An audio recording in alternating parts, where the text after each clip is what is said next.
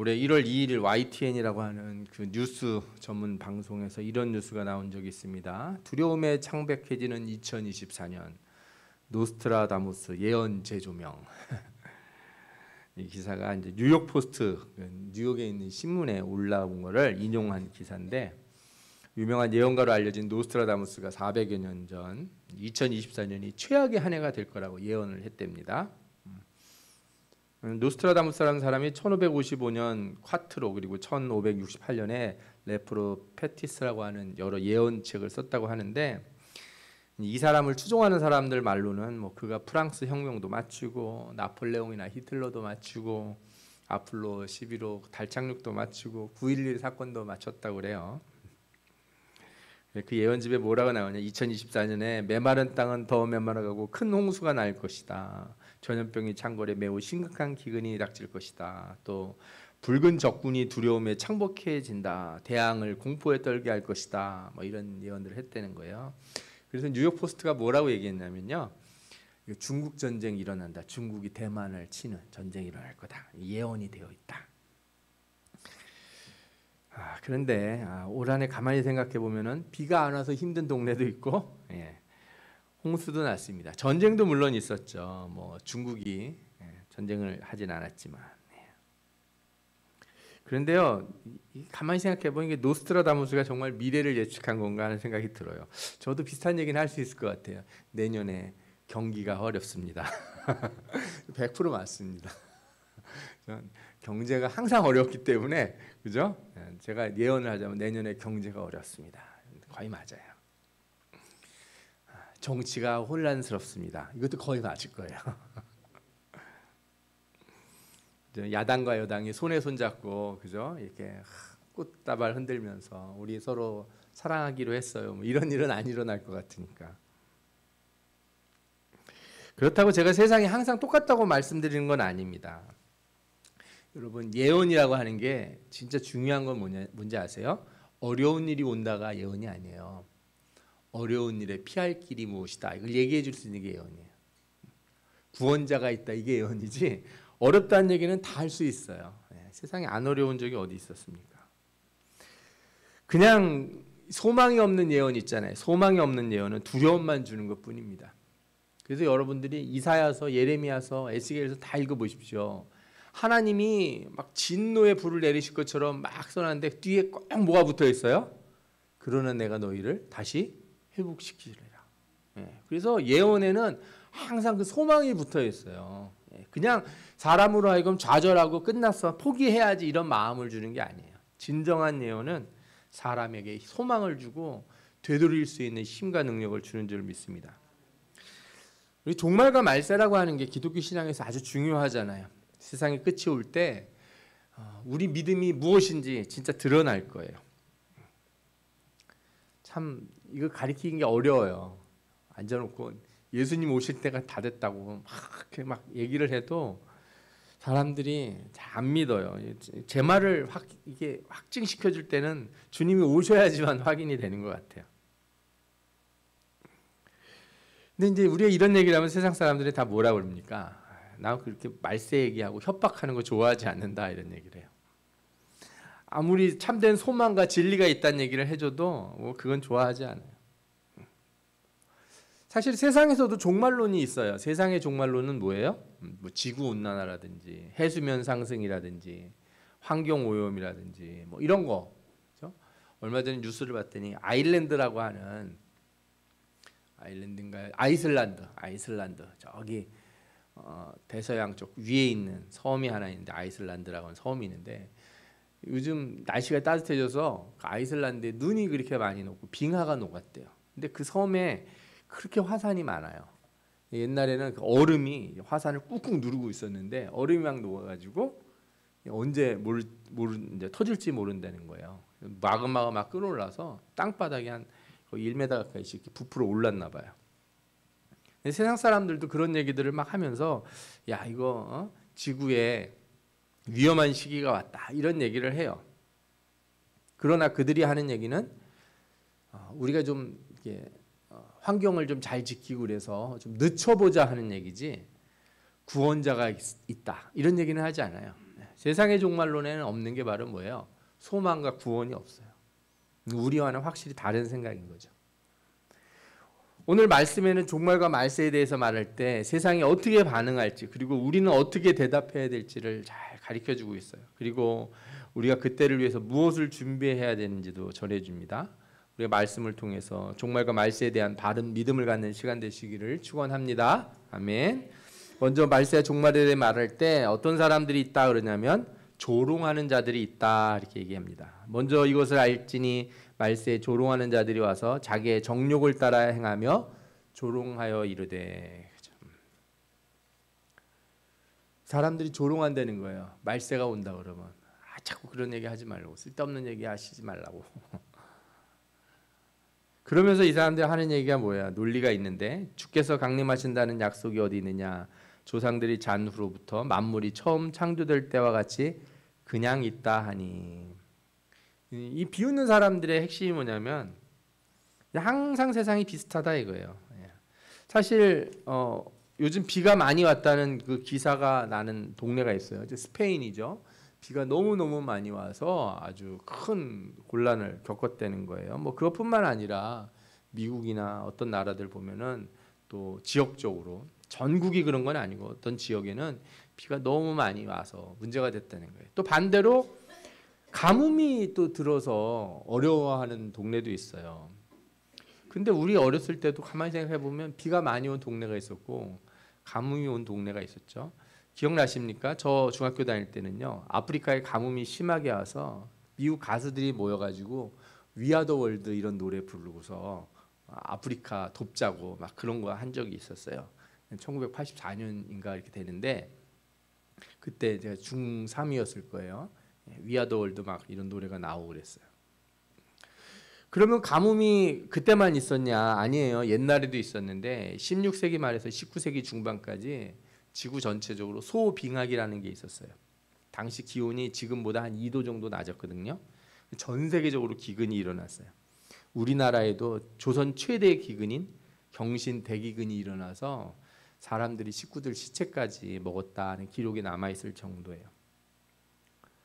전염병 같은 것도 그래요. 우리도 코로나를 겪고 나서 야 큰일 났다. 사람이 이렇게 많이 죽다니. 근데 14세기에는 흑사병이 유럽을 휩쓸어서 유럽 전체 인구의 3분의 1이 죽었어요. 15세기에는 스페인 정복자들이 남미를 정복하면서 치명적인 질병을 퍼뜨려서요. 그러니까 전쟁으로 칼로 죽은 사람보다 누가 더 많이 죽었냐? 병으로 죽은 사람이 더 많다는 거예요. 연구에 의하면 유럽이 팽창하던 시절에 아메리카 지역에 6천만 명 정도가 살았다는데 식민지화되면서 인구가 500에서 600만 명으로 줄었어요. 그러니까 거의 10분의 1만 남은 거예요. 어마어마하게 죽은 거죠. 뭐 세계대전 몇 번 터진 것만큼 사람들이 죽어나갔다는 거예요. 전쟁도 다르지 않습니다. 사실은 지금이 인류 역사상 전쟁이 가장 적게 일어나는 시기예요. 2차 세계대전 끝나고 핵전쟁의 위험성을 모든 사람이 알게 됐어요. 그래서 핵을 만들면서 서로가 그죠? 전부 다 이제 폭탄을 들고 있는 거예요. 다가오면 죽어 서로 그러는 거예요. 그래서 아무도 불을 못 붙여요. 앞으로 진짜 전쟁이 한번 나면은 모든 사람들이 우리가 석기 시대로 돌아갈 수 있다. 여러분들 핵전쟁 터지면요, 그냥 방사능 오염되는 게 문제가 아니고 이 핵이 터지면서 이 전자기 기기들이 다 망가진대요. 전자기 폭풍이 불어가지고. 그래서 뭐 전기 시설, 변전소, 뭐 이런 발전 시설 이런 것도 망가지고, 반도체, 뭐 우리 핸드폰 이런 것도 안 되고, 인공위성도 많이 망가질 거고. 예. 그러니까 이제 인류가 진짜 토끼 잡고 이렇게 그런 시대로 돌아갈 수도 있다 이런 얘기가 있어요. 이런 걸 가만히 보면은 이 세상 사람들이 하는 말이 맞는 것 같지 않습니까? 아니 옛날에도 비슷한 일이 있었고 지금도 있는데 뭐 자꾸 뭐 주님이 오셔서 어려운 일이 생기고 환란이 생기고 전쟁과 기근이 온다고 그러냐. 그 예전에도 다 있었다. 성경은요 이거를 이제 이렇게 지적을 해요. 그냥 비슷한 게 반복된다고 그걸 종말이라고 가르치진 않아요. 성경도요. 그냥 환란이 온다, 어려운 일이 생긴다, 이게 종말이라고 성경이 가르치는 건 아니에요. 그런데 성경에서도 이런 말씀이 있어요. 오늘 베드로후서 3장 5절 6절 보면 이는 하늘이 애적부터 있는 것과 땅의 물에서 나와 물로 성립된 것도 하나님의 말씀으로 된 것을 그들이 일부러 잊으려 함이로다. 이로 말미암아 그때 세상은 물로 넘침으로 멸망하였으되. 그래 있어요. 창세기를 보면 하나님이 세상을 창조했죠. 사람이 타락하고 죄가 완영한 뒤에 심판이 있었어요, 없었어요? 있었어요. 옛날에도 세상 사람들이 몽땅 멸망하는 심판이 한 번 있었다. 그리고 계속적으로 보면은 죄가 차면 꼭 뭐가 와요? 심판이 와서 멸망하는 일이 있어요. 이거를 보면서 옛날에도 다 있었어 이렇게 얘기하면 안 된다는 거예요. 이게 중요해요. 옛날에도 비슷한 일이 있긴 있었는데 그건 다 뭘 가르쳐 주려고 그러는 거예요. 앞으로 올 장차 마지막 심판을 가르쳐 주느라고, 그림자로 보여주려고 있는 거지 세상에 항상 있던 일이야, 맨날 반복돼, 그걸 얘기하려고 있는 게 아니에요. 그래서 세상 사람들이 무시하는 게 그거예요. 하나님이 세상을 창조하셨다는 것과 창조된 세상을 하나님이 심판하신 적이 있다는 것을 잊어버리려고 한다 이거예요. 비슷한 일이 반복되는 일은 앞으로 진짜 큰 게 올 거라는 것을 얘기해 주는 건데 그거를 안 믿으려고 하는 거죠. 그냥 항상 그런 일이 언제 옛날부터 있었어, 그러다 마는 거야, 이렇게 생각하는 거는 하나님의 말씀을 잊으려 하는 것이다, 이렇게 얘기하는 거죠. 세상의 것만 그런 게 아니에요. 우리 인생의 일도 그래요. 우리 인생의 일도 반복되는 일이 참 많아요.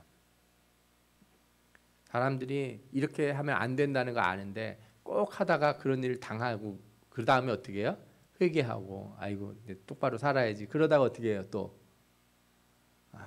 흐트러지고 또 하고 그래요. 제가 어저께 말씀을 보다가 제 인생 살펴보니까 많은 거 필요 없어요. 제가 운동해서 살 빼려고, 그렇죠? 막 이렇게 하다가 또 배가 다시 나왔다가 또 운동 막 하다가 그래서 연초에 가장 돈 많이 버는 사람들이 누구예요? 그 헬스클럽 거기 사장들, 그죠? 몇 달씩 끊어놨는데 한 며칠 가고 안 가잖아요. 12월 달 되면 조용해요. 좀 지나 보십시오. 1월 달 되면 다시 사람들이 새로 끊고 또 한다고요. 인생에서도 이렇게 비슷한 일이 반복되는 것처럼 느껴질 수가 있어요. 그러나 그렇다고 해서 인생이 끝이 안 오는 건 아니에요. 내가 시작하다가 중간에 끝났다가 하는 일이 반복되는 것 같은데 매년 1월 1일이 있다가 12월 31일이 있잖아요. 올해도 작년하고 비슷하네. 내년도 올해랑 비슷할 거야. 이렇게 생각하고 살 수 있어요. 그렇게 사는 사람에게 해주고 싶은 말이 뭐예요? 그러다 보면 뭐가 와요? 인생의 끝이 온다. 세상하고 똑같은 거예요. 세상에도 비슷한 일이 역사적으로 매번 반복됐어. 그렇게 얘기하는 사람에게 그렇게 얘기해 주시면 돼요. 그래, 맞아. 옛날이나 지금이나 비슷한 일이 반복돼. 그러나 그런다고 끝이 안 오는 건 아니야. 세상의 끝 얘기하기 전에 너희 인생의 끝이 온다.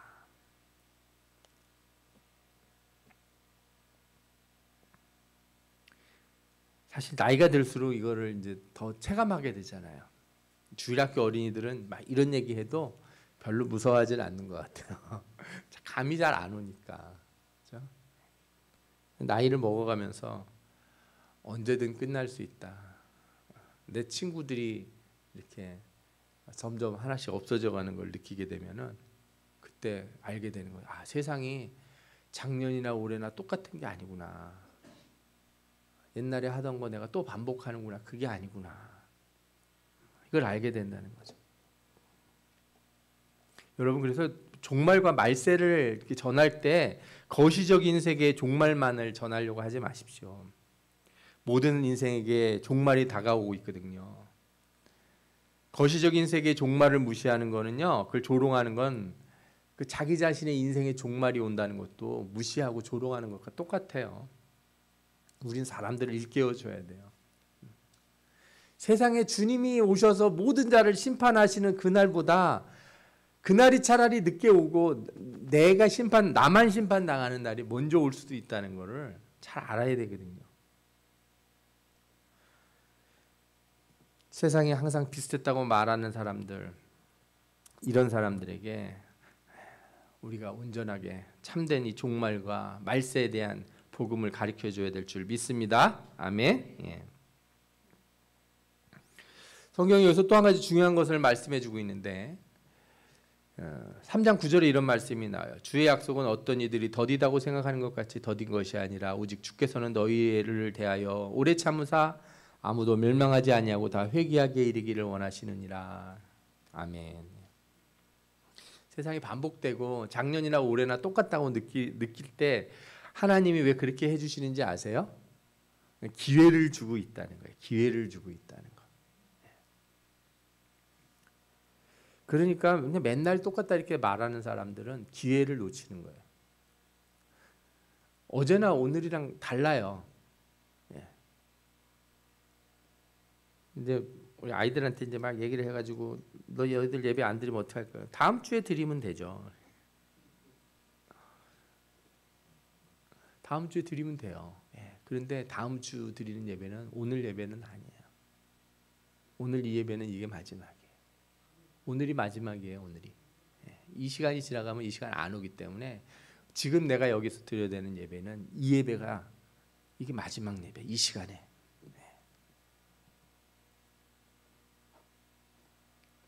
이걸 간과하면은 하나님이 맨날 똑같은 걸 주는데 뭘 그렇게 걱정을 하고 그 한 번 아는 거 가지고 그렇게 난리를 치고 기도 한 번 좀 안 하는 거 가지고 왜 이렇게 화를 내고 그죠? 예배 한 번 안 드리는 거 가지고 왜 그렇게 염려를 하시고 막 이러냐고 이렇게 얘기하실 거예요. 근데 그게 아니라 하나님이 길이 참는 중에 우리에게 그죠? 기회를 주시는 거거든요. 지나가고 있는 건 그냥 똑같은 일이 반복되는 게 아니라 기회가 계속 지나가고 있는 거예요. 기회가 내 손가락 사이로다가 시간이 확 지나가고 있는 게 느껴지지 않습니까? 가만히 있으면 막 빠져나가고 있잖아요. 나의 삶의 기회들이 막 빠져나가고 있어요. 올해 주님을 위해 하지 못한 일은 내년에 하면 되는 게 아니라 오늘 못한 일은 다시는 못하는 시간인 거예요. 이 시간이.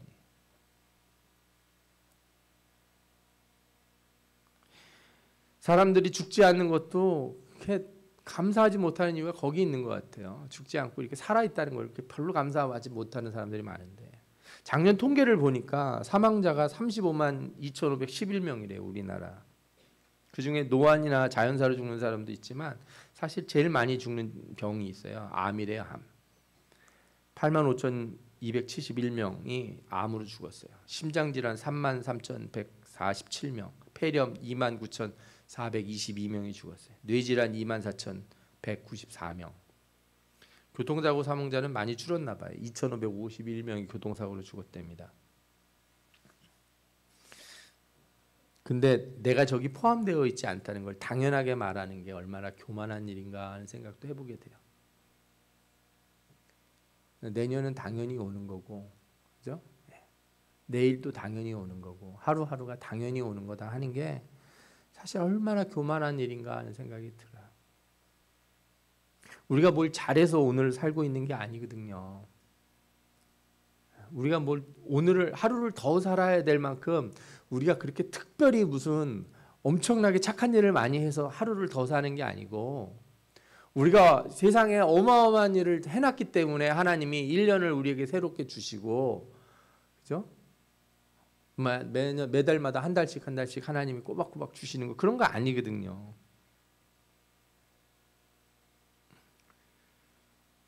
그래서 우리 이제 예수 믿는 사람들은 절대 하지 말아야 될 말이 하나 있는데 그 중에 하나가 뭐예요? 심심하다는 말. 할 게 없냐? 심심하다. 큰일 날 얘기. 큰일 날 얘기. 할 일이 별로 없고 그냥 어제나 오늘이나 똑같다고 말하는 사람들이 제일 안타까운 사람들이에요. 오늘이라는 기회를 잃어버리는 걸 두려워하지 않고 부끄러워하지도 않고 염려하지도 않는다는 거죠. 하나님이 주시는 기회를 보내면서 아무렇지도 않게 생각하고 산다는 것, 그것이 얼마나 큰 교만이겠습니까? 그냥 오늘 못하면 또 때가 되면 할 날이 오겠지.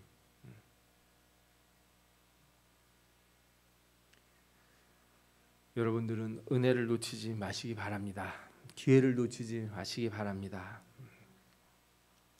종말과 말세를 너무 멀리 생각하는 사람들에게 이걸 전해 주셔야 돼요. 어느 날 더 이상 은혜가 은혜로 오지 않는 날이 온다. 은혜로 주어진 날이 끊어지는 날이 온다. 마지막 날이 정산할 때가 온다.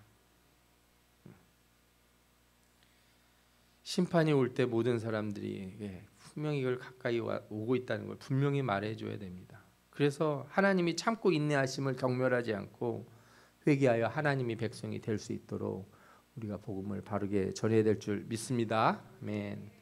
마지막으로 성경이 우리에게 이 종말과 말세를 어떻게 하라고 그러냐면 간절히 사모하라 이렇게 얘기해요.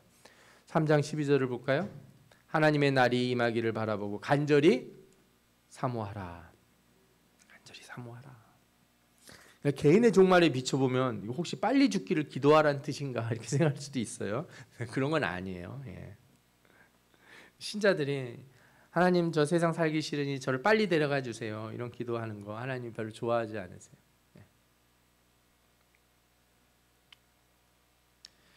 이거는 우리 구원이라고 하는 건요. 하나님이 그 구원의 약속을 받고 믿고 하나님 나라에 갈 수 있을 만큼의 그죠? 그러니까 하나님의 나라에 가기로 약정이 되어 있는데 진짜 하나님이 우리들에게 시간을 주시고 너 그냥 천국에 오지 말고 와서 칭찬받고 상 받는 사람 되라고 우리에게 삶을 주시잖아요. 그죠?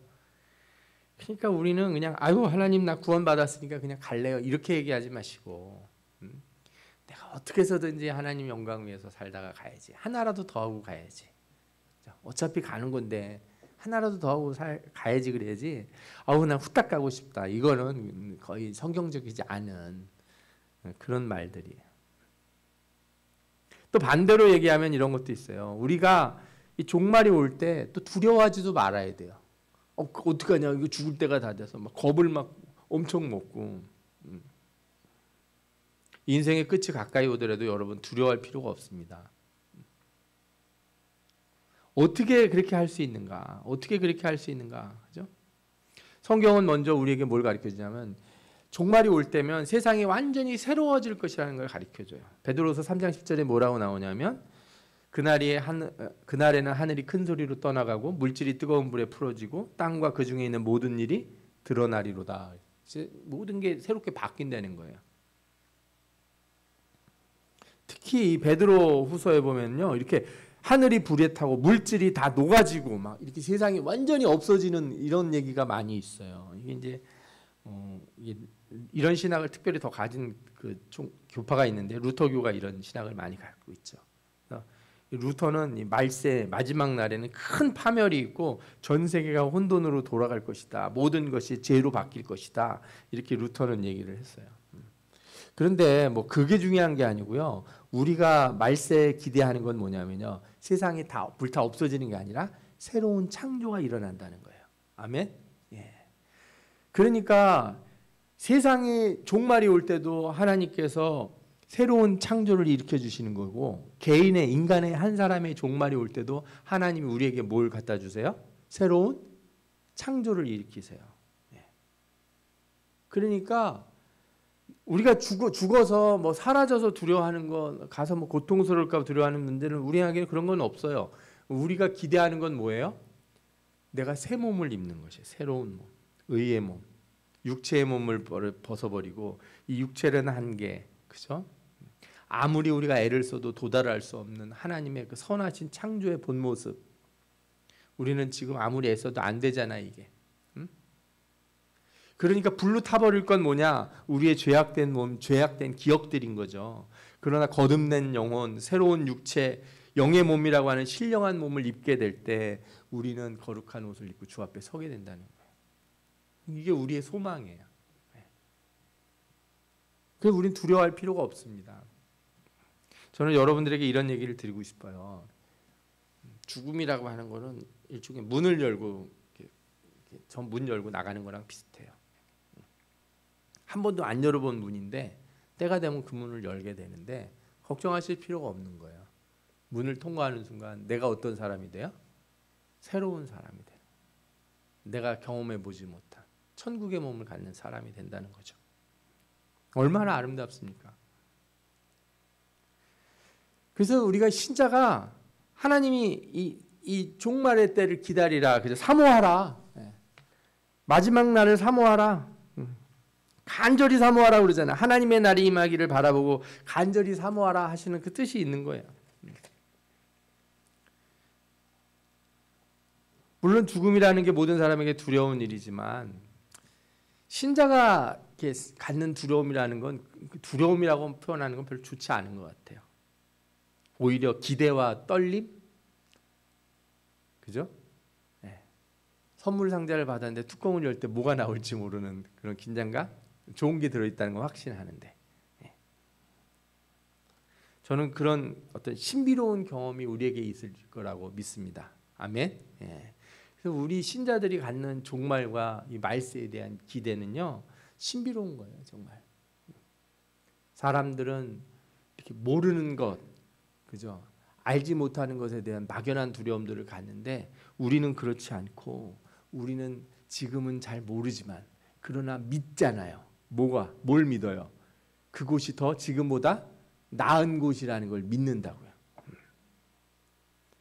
그래서 성경은요, 그런 믿음을 갖고 살아가야 되는데, 그렇게 믿고 살아가려면 어떻게 해야 되냐? 오늘 성경에 보면 거룩한 행실과 경건함으로 살아가라는 거예요.